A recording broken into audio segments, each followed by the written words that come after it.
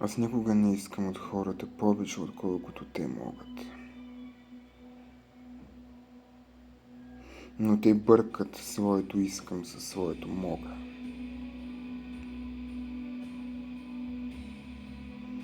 И си мислят, че да не искаш нещо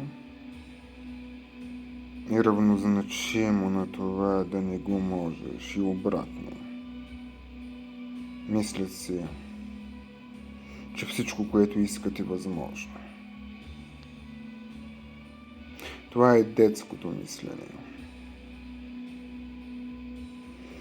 Когато говоря, че трябва да има консистентност в поведението. И не в един момент да казваш едно, да твърдиш едно, да правиш едно, да имаш едно нещо, което едва ли не е принципът ти, а в другия да е друг, в третия трети.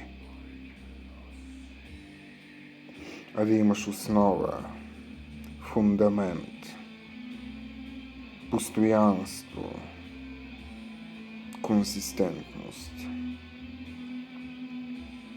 И независимо дали в определени моменти това ти вреди, а в други ти помага то да стои. То да не зависи от момента. Моментното ти присъствие да зависи от него.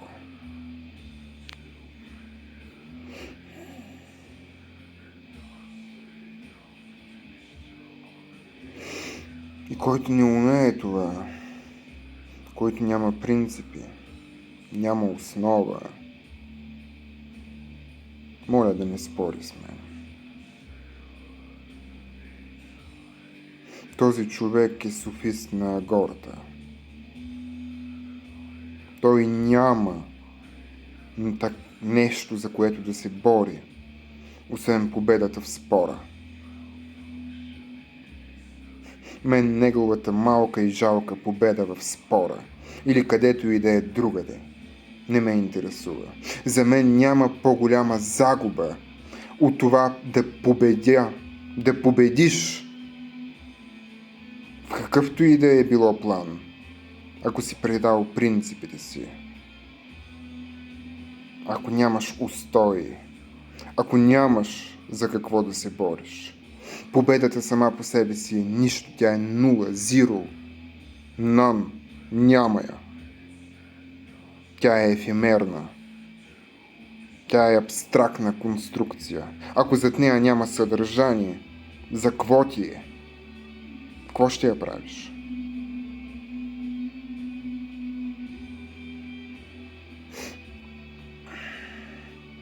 Така че, научете се първо на консистентност, на органическа взаимовръзка с вътрешните си устои. И чак тогава спорете. Независимо дали губите или побеждавате в спора.